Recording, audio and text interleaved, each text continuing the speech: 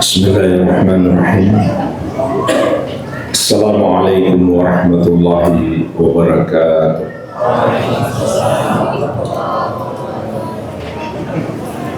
Alhamdulillahi hamdan katsiran thayyiban mubarakan fih mubarakan alaih kama yuhibbu rabbuna wa yarda. Asyhadu an la ilaha illallah wahdahu la syarika lah wa asyhadu anna Muhammadan abduhu wa rasuluh sallallahu alaihi wa ala alihi wa sahabatihi ajma'in wa man tabi'ahum bi ihsanin ila yaumiddin, amma ba'd. Fa ikhwani wa akhwati fillah, kaum muslimin wal muslimat rahimani wa rahimakumullah. Semoga Allah subhanahu wa ta'ala senantiasa mencurahkan rahmatnya kepada kita sekalian. Musibah dan malapetaka yang terjadi dalam hidup kita adalah sunnatullah, ketetapan Allah subhanahu wa ta'ala yang pasti terjadi. Meskipun musibah apabila dibandingkan dengan nikmat yang Allah berikan, maka musibah itu sangat sedikit. Nikmat Allah subhanahu wa ta'ala jauh lebih besar dan lebih banyak. Sampai Allah subhanahu wa ta'ala menyatakan, wa in ta'uddu ni'matallahi la tuhsuha. Andai kalian menghitung nikmat Allah, kalian tidak akan sanggup menghitungnya. Baik menghitung dari sisi kuantitasnya ataupun dari sisi kualitasnya. Siapa yang bisa menghitung berapa harga jantung kita, berapa harga mata kita, berapa harga telinga kita? Itu yang kita ketahui. Sedangkan nikmat yang tidak kita ketahui bisa jadi lebih banyak dan lebih besar. Sementara musibah, jamaah sekalian, pada umumnya dalam setahun kemarin setiap kita bisa mengingat berapa kali dirawat di rumah sakit. Bahkan ada yang alhamdulillah tidak sekalipun harus dirawat di rumah sakit. Kalaupun pernah, masih bisa kita ingat. Jadi musibah itu sangat sedikit dibandingkan nikmat yang Allah subhanahu wa ta'ala berikan kepada kita. Dan ternyata di balik musibah yang sedikit itu pun ada banyak kenikmatan, ada banyak hikmah. Dan hikmah-hikmah terbesar Allah sebutkan di surat Al-Baqarah ayat 155 sampai 157. وَلَنَبْلُوَنَّكُمْ بِشَيْءٍ مِّنَ الْخَوْفِ وَالْجُوعِ وَنَقْصٍ مِّنَ الْأَمْوَالِ وَالْأَنفُسِ وَالثَّمَرَاتِ.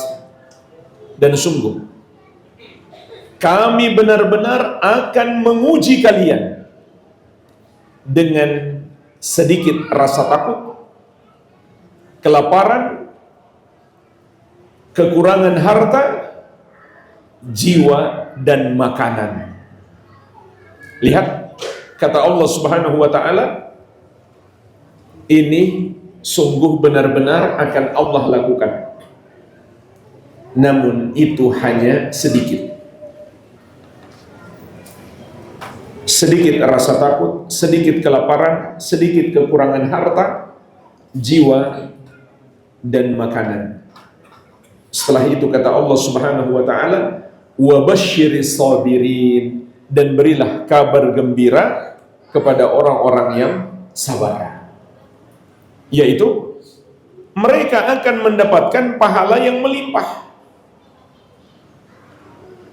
Sebagaimana di ayat yang lain di surat Az-Zumar, Allah Subhanahu wa taala mengatakan pahala orang-orang yang sabar itu, "Innama yuwaffas sabiruna ajrahum bighairi hisab." Sesungguhnya pahala orang yang sabar itu tanpa terhitung. Dan di dalam lanjutan surat Al-Baqarah ini kata Allah Subhanahu wa taala, "Alladzina idza asabathum musibatun qalu inna lillahi wa inna ilaihi raji'un." Orang-orang yang sabar itu apabila ditimpa musibah mereka berkata, sesungguhnya kami milik Allah dan kami semuanya akan kembali kepada Allah. Apa anugerah yang Allah akan berikan kepada mereka? 3 nikmat terbesar dalam hidup. Yang pertama, ulaika alaihim salawatu min rabbihim. Mereka itulah yang akan mendapatkan salawat dari Rabb mereka.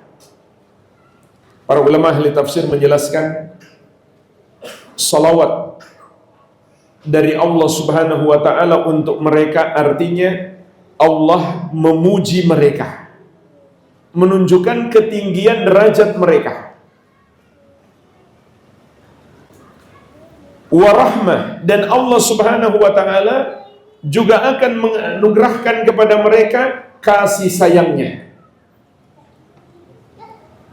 Apabila Allah telah menyayangi seorang hamba, tentu Allah akan menganugerahkan kepadanya segala kebaikan. Wa ulaika humul muhtadun, dan mereka itulah orang-orang yang mendapatkan hidayah. Ini nikmat terbesar yang Allah akan berikan kepada orang yang sabar ketika menghadapi musibah. Allah Subhanahu wa taala akan memberikan kepadanya hidayah. Makanya jemaah sekalian, banyak orang yang kita lihat dalam hidup ini, ketika dia ditimpa musibah, dia menjadi lebih baik. Karena dia sabar, maka Allah tambahkan kepadanya hidayah.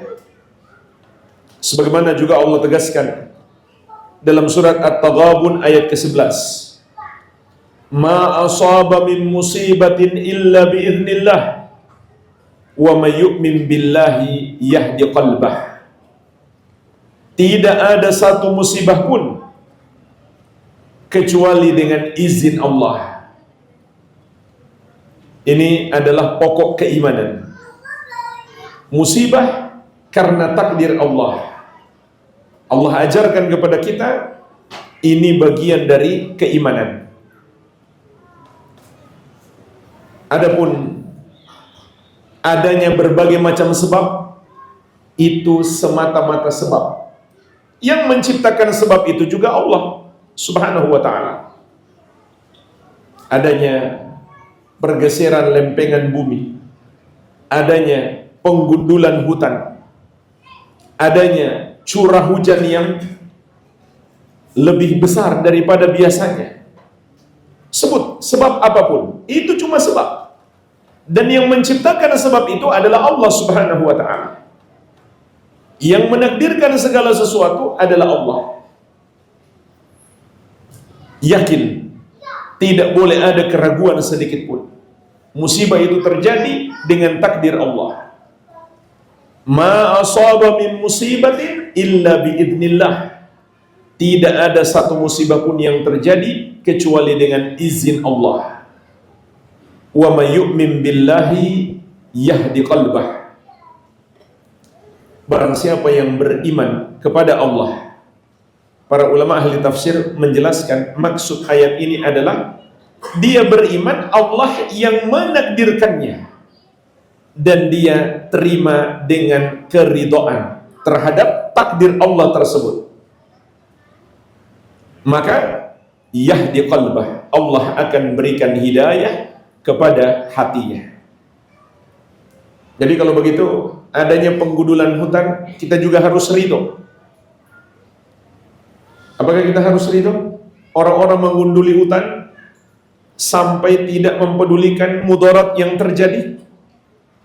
Jawabannya jemaah sekalian, kita lihat dari dua sisi. Sisi yang pertama, bahwa Allah yang menakdirkan itu terjadi, wajib kita ridho. Kita ridho terhadap perbuatan Allah menakdirkan. Dan sisi yang kedua, kalau dilihat pada apa yang Allah takdirkan,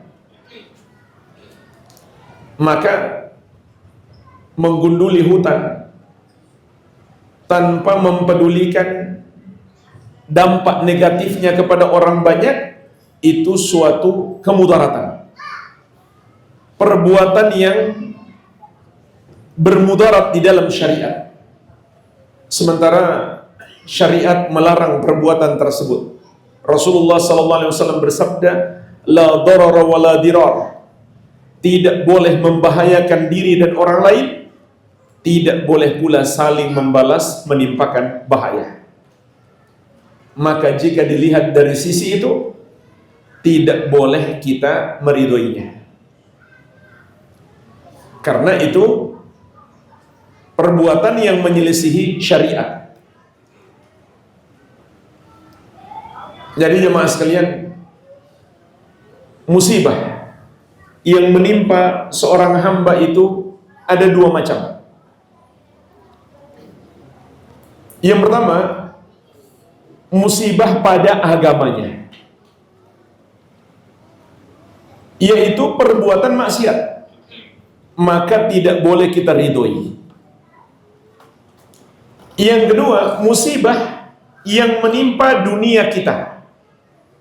Misalkan harta kita hilang, orang yang kita cintai wafat. Apakah kita harus ridho terhadap kehilangan harta atau kehilangan orang yang kita cintai? Jawabannya,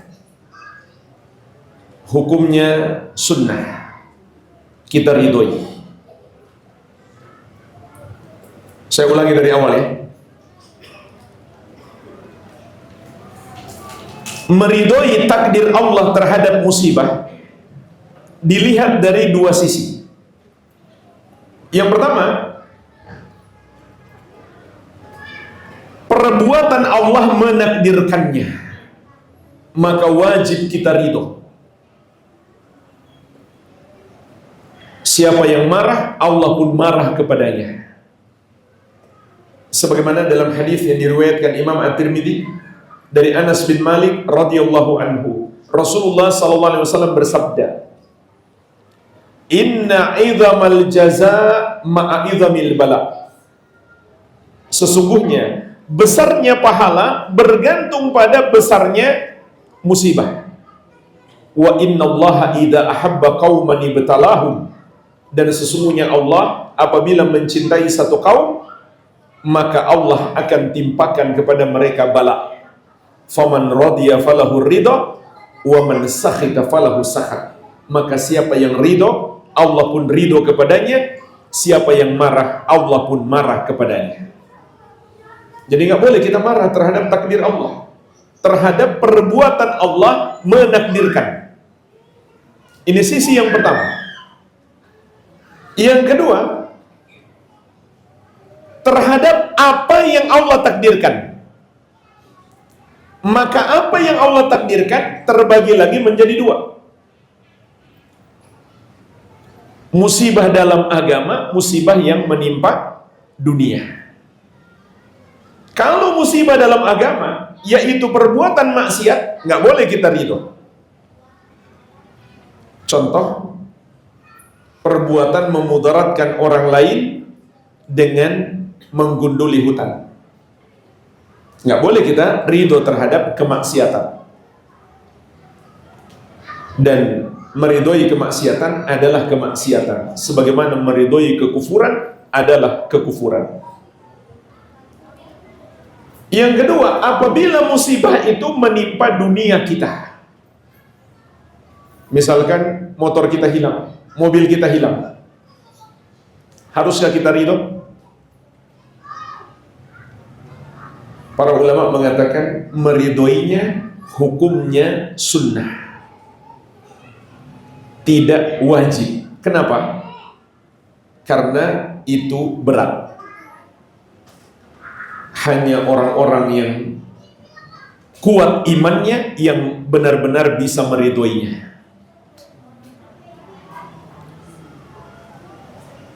Dan di antara penafsiran ayat ini, sebagaimana disebutkan oleh Al-Qamah rahimahullahu ta'ala, imam besar ahli tafsir dari generasi tabi'in, yaitu surat At-Taghabun ayat ke-11.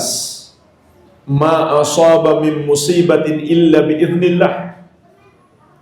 Tidak ada satu musibah pun yang terjadi kecuali dengan izin Allah. Wa may yu'min billahi, dan barang siapa beriman kepada Allah, yaitu dia yakin musibah itu terjadi dengan takdir Allah, kemudian dia ridho, yahdi qalbah, maka Allah akan berikan hidayah kepada hatinya. Dan lengkapnya jemaah sekalian, orang yang ditimpa musibah itu ada 4 tingkatan. Tingkatan yang pertama, orang yang marah. Dia marah terhadap takdir Allah, seakan dia ingin protes, ingin menolak apa yang Allah takdirkan, maka Allah pun murka kepadanya. Ini adalah dosa besar. Yang kedua, orang yang sabar. Ini tingkatan minimal, dan ini hukumnya wajib. Minimalnya kita sabar. Dan hakikat sabar itu adalah mencegah diri kita dari melakukan perbuatan yang haram saat ditimpa musibah. Itu hakikat sabar. Oleh karenanya, orang yang meratapi mayit ketika ditimpa musibah wafatnya orang yang dia cintai adalah dosa besar karena dia tidak sabar.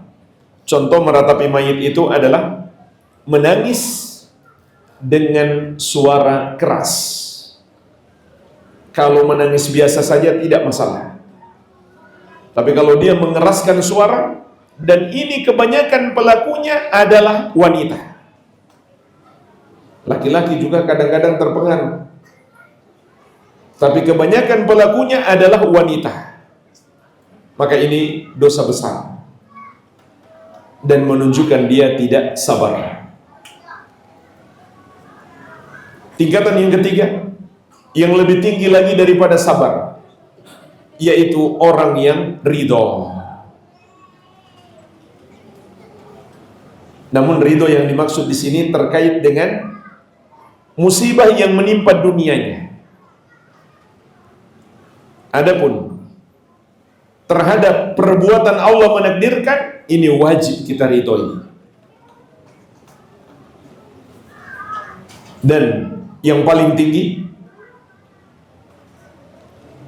tingkatan yang keempat adalah orang yang bersyukur. Jadi dapat musibah, bukannya sedih, malah gembira, malah bersyukur. Kenapa? Karena dia mengetahui di balik musibah ada banyak kenikmatan.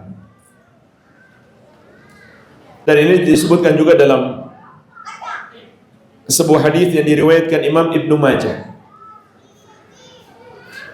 dari Abu Sa'id Al-Khudri radhiyallahu anhu. Beliau menceritakan,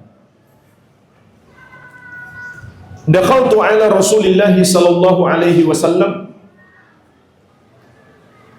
wa huwa yu'a. Fawada'tu yadi alaihi fawajadtu harrahu baina yadayya fawqa lihaf. Aku menjenguk Rasulullah sallallahu alaihi wasallam ketika beliau sedang sakit, dalam keadaan beliau sangat menderita, menahan sakitnya. Maka aku pun meletakkan tanganku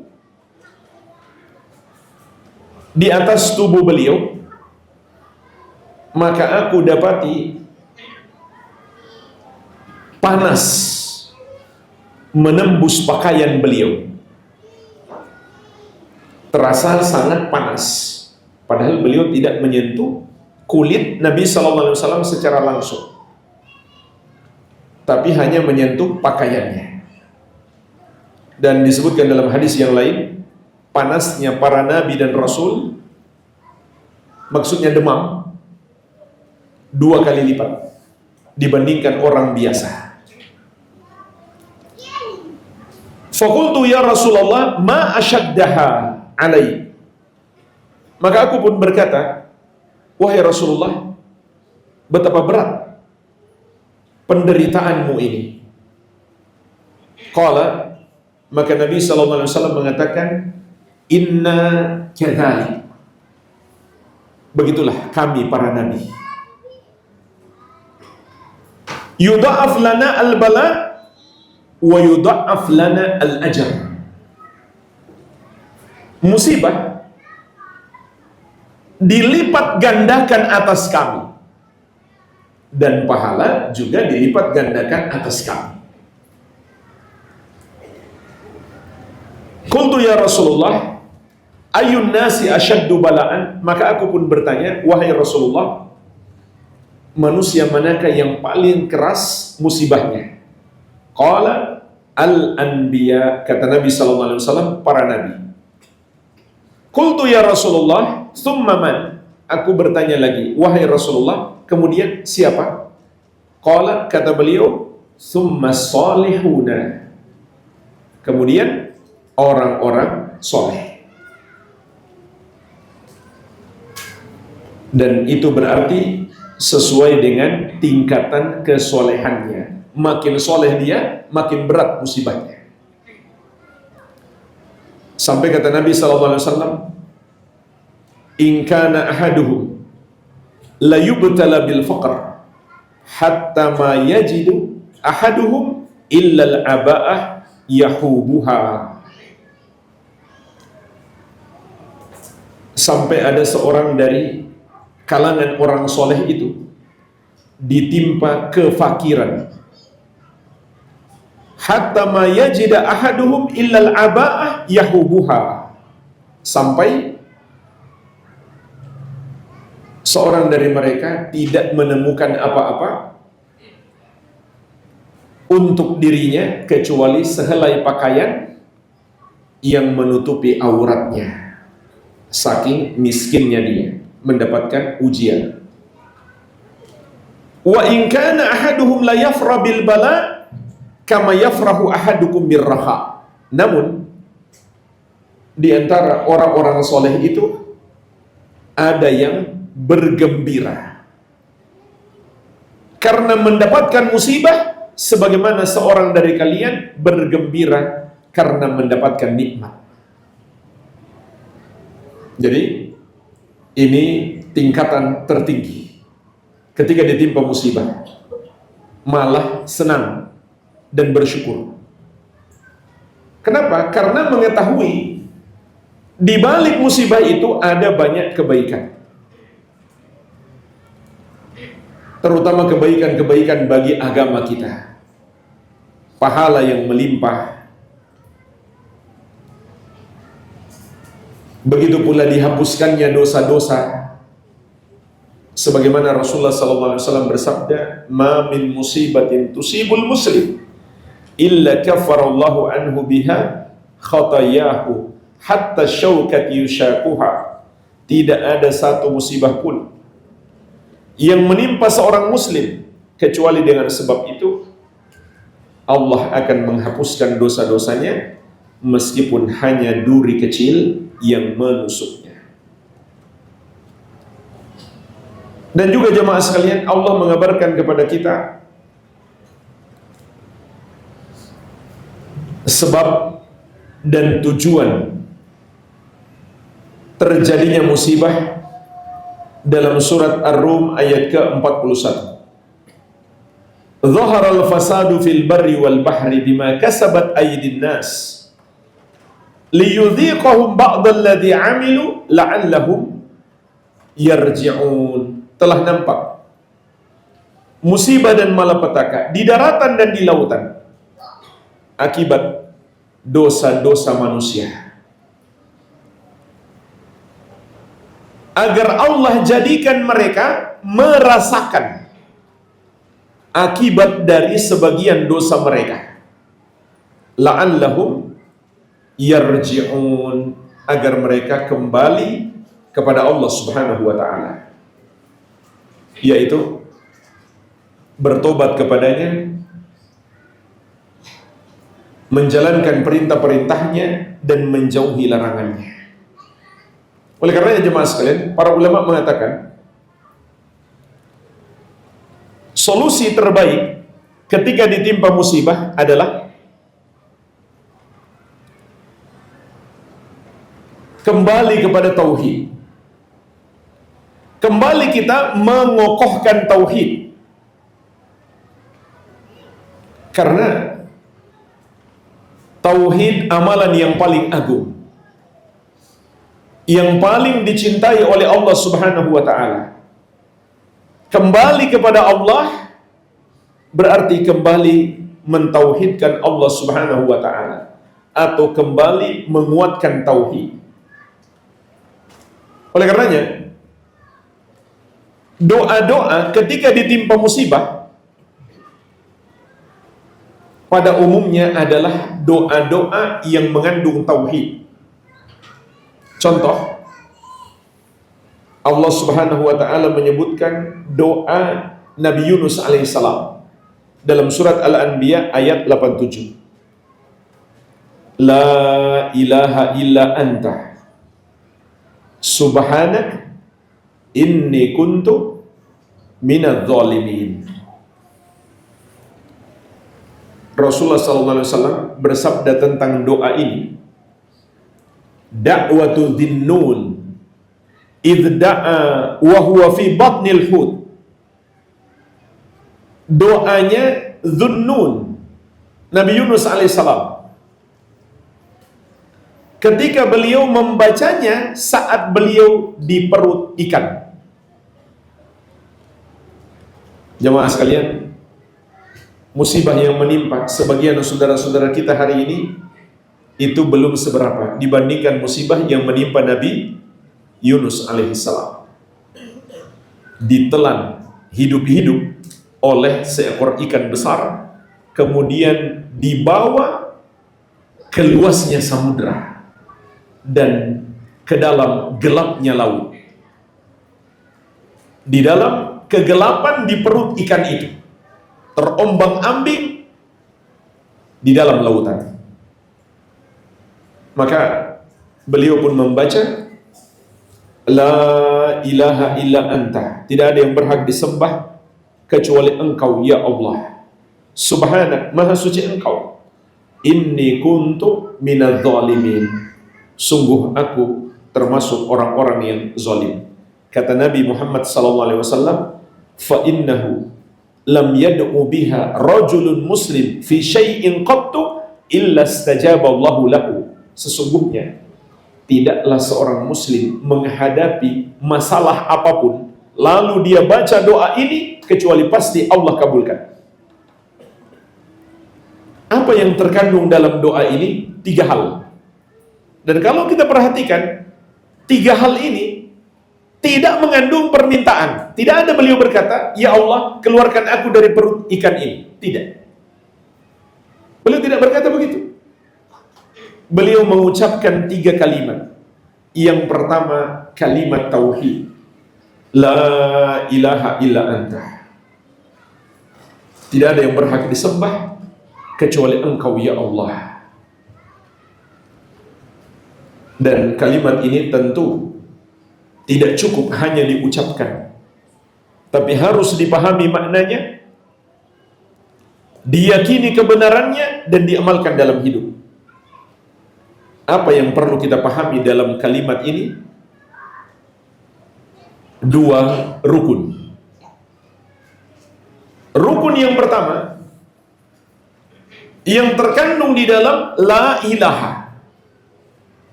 di dalamnya ada an-nafyu, penafikan. Artinya adalah pengingkaran terhadap semua yang disembah selain Allah. Yaitu kita ingkari, kita salahkan, kita benci, dan kita jauhi semua yang dianggap Tuhan atau disembah selain Allah Subhanahu wa ta'ala.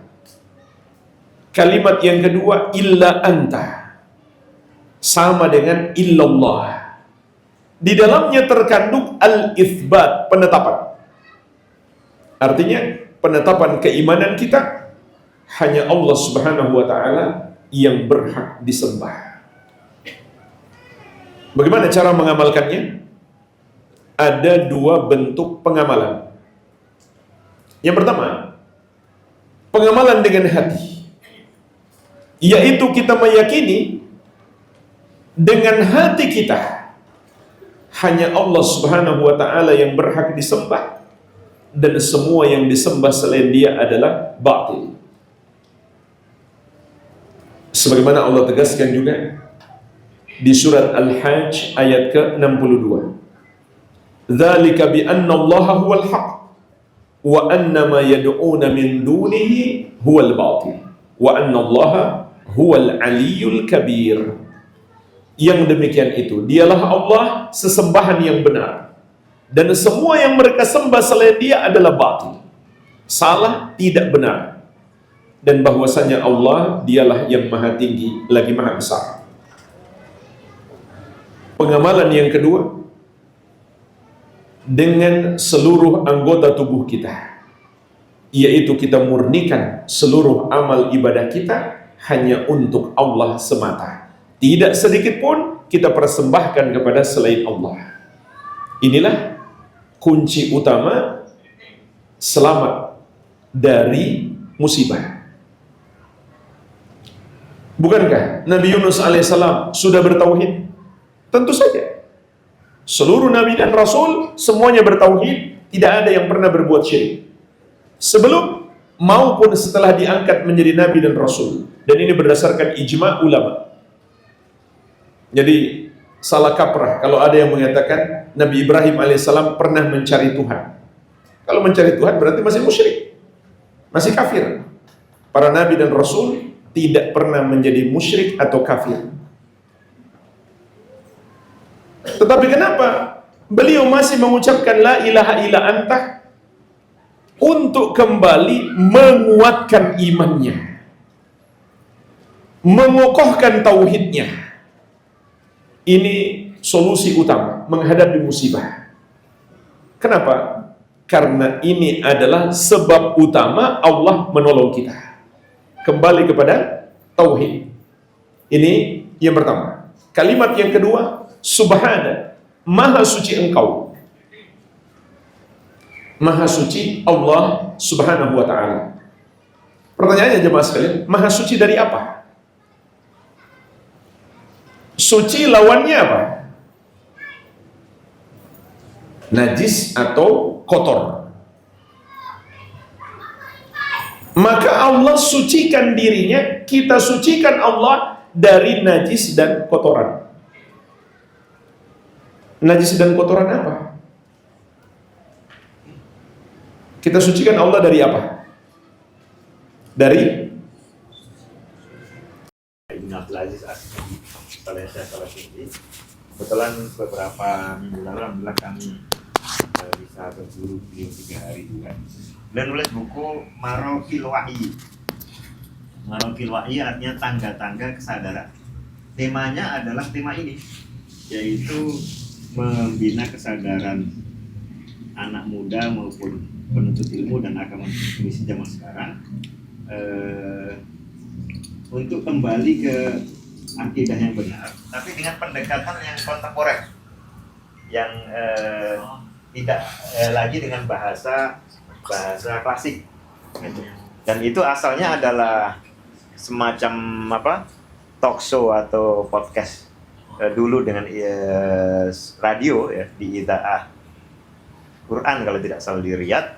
Lalu kemudian beliau jadikan sebuah buku yang alhamdulillah isinya sangat bagus, sekitar 36 atau 37 pasal kalau tidak salah.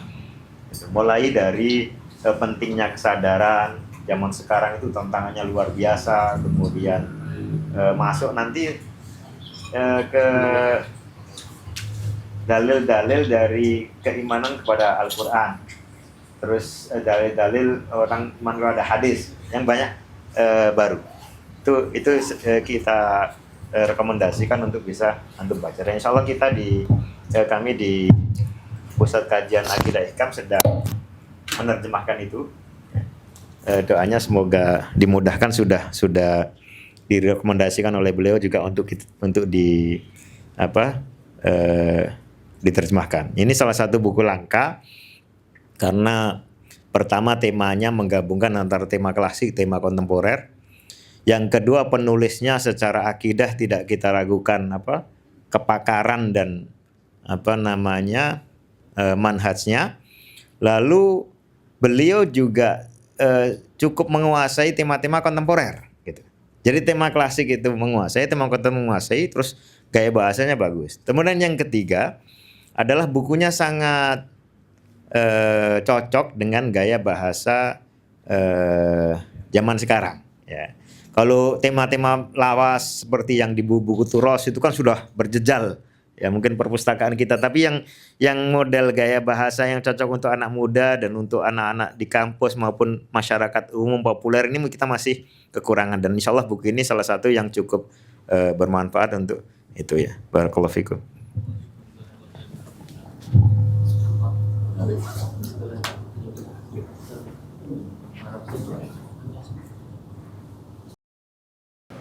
Bukan berarti kita boleh menuduh kamu berarti tukang maksiat ya, sehingga kamu ditimpa musibah. Nggak boleh. Tadi sudah kita bahas. Musibah yang paling besar malah menimpa siapa? Para nabi dan rasul. Kemudian orang-orang soleh. Karena Allah ingin memberi pahala yang melimpah kepada mereka, bukan karena dosa mereka. Tapi Allah ingin memberikan pahala yang melimpah. Jadi musibah itu bisa jadi karena dua, karena dosa atau sebaliknya karena kesolehan. Maka tidak bisa kita memvonis seseorang berarti dia tukang maksiat. Itu kepada orang lain, tapi kepada diri kita hendaklah kita merendah. Bukan kita membanggakan diri, oh ternyata saya orang soleh ya, jadi dapat musibah. Itu namanya ujub. Pandang diri kita, mungkin kita ini banyak dosa. Itu ajaran para nabi dan para ulama salaf. Kalau mereka ditimpa musibah, mereka ingat dosa. Imam Asy-Sya'bi rahimahullah pernah tertimpa suatu musibah, maka beliau mencoba mengingat-ingat kira-kira dosa apa yang beliau lakukan. Beliau teringat dosa yang beliau pernah lakukan 20 tahun yang lalu. Bayangkan kalau kita ingat dosa kita, nggak tahu dosa yang mana tuh. Karena banyaknya dosa kita. Tadi malam nonton film Korea, tadi malam lihat Facebook akhwat, banyak sekali dosa-dosa kita. Itu yang seharusnya kita lakukan. Ini petunjuk para nabi dan rasul. Nabi SAW juga mengajarkan doa-doa yang agung ketika ditimpa musibah. Ini harus kita hafal karena doa-doanya singkat. Di antaranya diriwayatkan Abu Dawud dari Asma binti Umais radhiyallahu anha. Doanya sangat singkat. ketika seseorang ditimpa musibah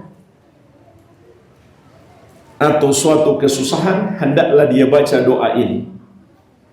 Allahu Rabbi la usyriku bihi syai'a. Singkat sekali kan? Saya ulangi. Allahu Rabbi la usyriku bihi syai'a. Mudah sekali dihafal.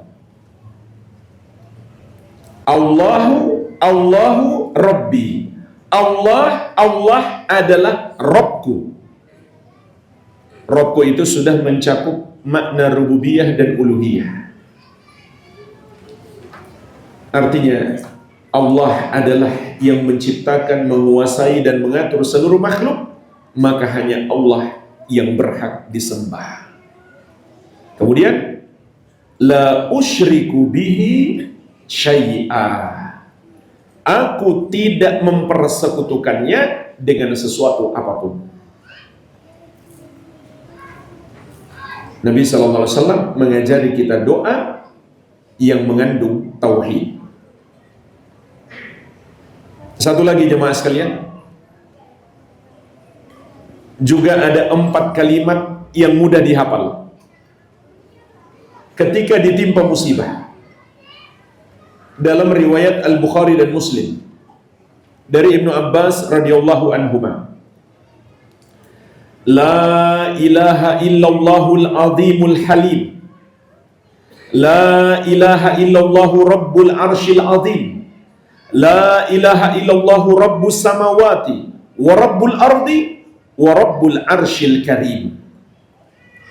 4 kalimat yang sangat mudah dihafal.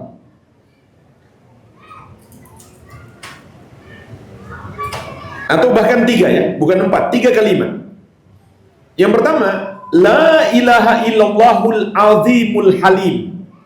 Saya ulangi, la ilaha illallahul azimul halim. Tidak ada yang berhak disembah selain Allah, al-azim yang maha agung, al-halim yang maha penyantun. Ini kalimat yang pertama. Kalimat yang kedua, la ilaha illallahu rabbul arshil azim. La ilaha illallahu rabbul arshil azim. Tidak ada yang berhak disembah kecuali Allah, Rabb, arsh yang agung. Yang ketiga, la ilaha illallahu rabbus samawati wa rabbul ardi wa rabbul arshil karim. La ilaha illallahu rabbus samawati wa rabbul ardi wa rabbul arshil karim. Tidak ada yang berhak disembah selain Allah, Rabbus samawati, Rabbnya langit, wa rabbul ardi, dan Rabbnya bumi, wa rabbul arshil karim, dan Rabb arsh yang mulia. 3 kalimat, semuanya mengandung tauhid. Dianjurkan kita baca ketika ditimpa kesusahan.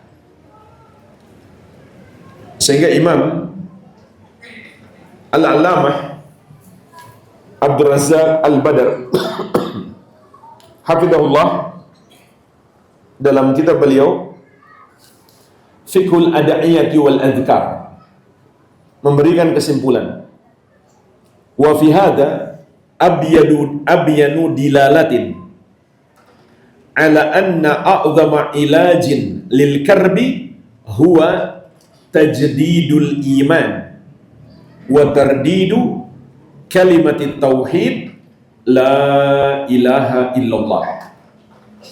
Dalam doa ini, doa yang kita sebutkan di akhir, terdapat petunjuk yang paling jelas bahwa sebesar-besarnya solusi untuk mengatasi kesusahan adalah mengokohkan kembali keimanan kita kepada tauhid, menguatkan kembali keimanan kita kepada tauhid, dan mengulang-ulang kalimat tauhid la ilaha illallah. Perbanyak zikir la ilaha illallah ketika ditimpa musibah. Sekali lagi jemaah sekalian, tentu maknanya bukan sekedar diucapkan, tapi diyakini kebenarannya dan diamalkan dalam kehidupan kita sehari-hari. Dalam keadaan kita benar-benar memahami maknanya. Inilah solusi terbaik menghadapi setiap musibah. Kembali kepada Allah Subhanahu wa taala, bertobat kepadanya dan mengokohkan iman kita kepada tauhid. Bahkan kata Imam Ibnu Qayyim rahimahullah, orang kafir pun Allah tolong karena tauhid. Orang musyrik Allah tolong karena tauhid. Bagaimana itu bisa terjadi? Musyrik tapi Allah tolong karena tauhid.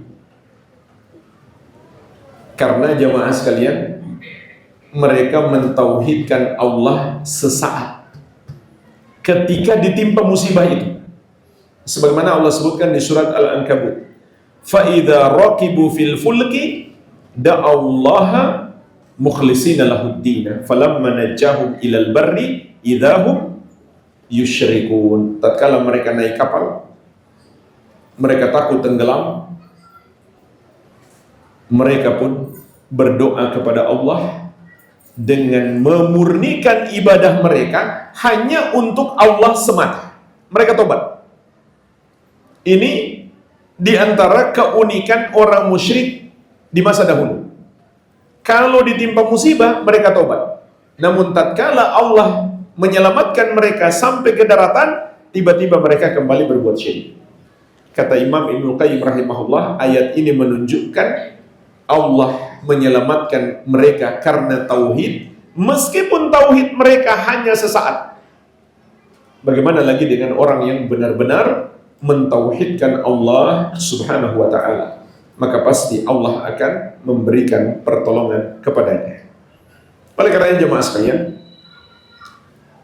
di antara kewajiban kita adalah mendakwahkan tauhid kepada orang yang ditimpa musibah secara khusus dan tentu juga secara umum kepada seluruh manusia.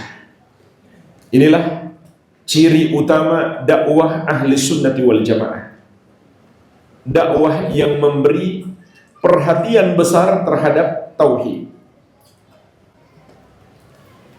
Dan niatkan kita membantu saudara-saudara mereka untuk tujuan yang lebih mulia. Bukan sekedar masalah mereka di dunia ini teratasi, tapi yang lebih penting lagi adalah masalah mereka di akhirat teratasi. Kalau kita cuma sekedar beri bantuan makanan, obat-obatan, atau rumah tempat tinggal, atau bantuan yang bersifat materi, itu hanyalah menyelesaikan masalah mereka di dunia. Hendaklah kita jadikan itu cuma sebagai batu loncatan untuk menyelesaikan masalah mereka di akhirat. Kita jadikan itu pintu dakwah kita kepada mereka, agar mereka selamat di negeri akhirat.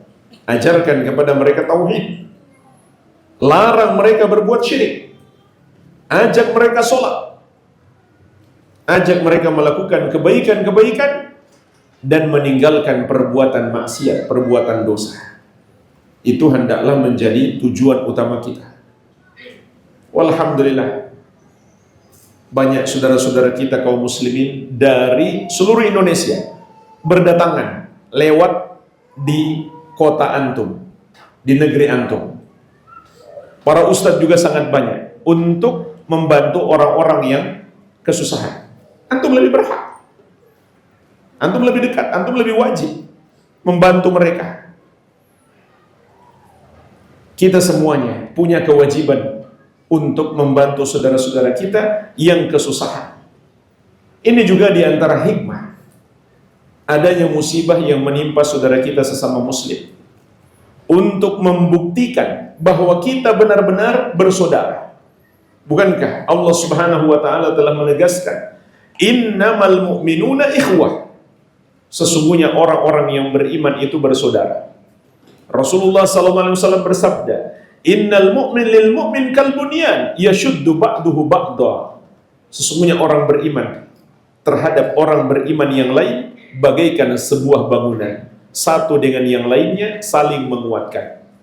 Mathalul mu'minina fi tawaddihim wa tarahumihim wa ta'atufihim mathalul jasad idza ishtaka minhu udwun tada'a lahu sa'irul jasadi bisahari wal humma. Perumpamaan orang-orang yang beriman itu dalam hal saling mencintai, menyayangi, dan berlemah lembut di antara mereka bagaikan satu tubuh.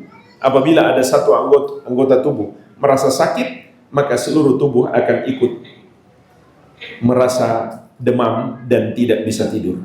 Itulah perumpamaan orang-orang yang beriman. Nabi SAW juga bersabda, La yu'minu ahadukum hatta yuhibba li akhi ma yuhibbu li nafsi. Tidak sempurna iman seorang dari kalian sampai dia mencintai kebaikan untuk saudaranya sebagaimana dia cintai kebaikan itu untuk dirinya. Masih banyak saudara-saudara kita yang terdampak bencana baik di Aceh, di Sumatera Utara maupun di Sumatera Barat. Ini kesempatan emas bagi kita untuk membantu mereka. Dan yang lebih wajib, antum yang tinggal di sini. Kita dari jauh loh.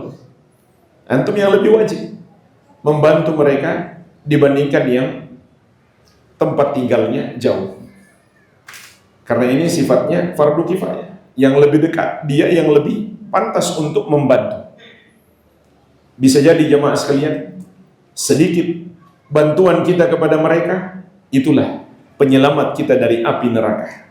Rasulullah SAW bersabda, Man naffasa an mu'minin kurbatan min kurabid dunya, naffasallahu anhu kurbatan min kurabi yaumil qiyamah. Barang siapa melepaskan kesusahan orang yang beriman di dunia ini, maka Allah akan melepaskan darinya kesusahan di akhirat. Wallahu fi aunil abdi ma kana al-abdu fi auni akhi. Dan Allah akan senantiasa menolong seorang hamba selama hamba tersebut masih mau menolong saudaranya. Mungkin sedikit sedekah yang kita berikan menjadi benteng kita dari api neraka. Sebagaimana sabda Nabi SAW, Fattakun nar walau bisyikki tamratin. Bentengi dirimu dari api neraka walaupun hanya dengan bersedekah sepotong kurma. Ini hikmah lain di balik musibah. Agar orang yang tidak ditimpa musibah mendapatkan peluang beramal soleh membantu orang-orang yang ditimpa musibah. Dan persaudaraan mereka semakin kuat. Dan orang yang ditimpa musibah mendoakan orang-orang yang membantu mereka. Tapi ingat, kita nggak boleh berharap mereka doakan kita. Karena itu sama dengan berharap kepada makhluk. Mereka wajib mendoakan kita kalau membantu mereka. Tapi kita yang membantu nggak boleh berharap apapun dari mereka. Hanya boleh berharap kepada Allah Subhanahu wa Ta'ala. Itulah hakikat ikhlas, yaitu berharap surga dan dijauhkan dari neraka oleh Allah Subhanahu wa Ta'ala. Tentu sangat banyak hikmah-hikmah di balik musibah.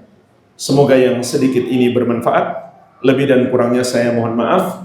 Wabillahi taufiq. Subhanakallahumma wa bihamdik, asyhadu an la ilaha illa anta, astaghfiruka wa atubu ilaik. Sallallahu ala nabiyyina Muhammadin wa alihi wasallam. Walhamdulillahi rabbil alamin.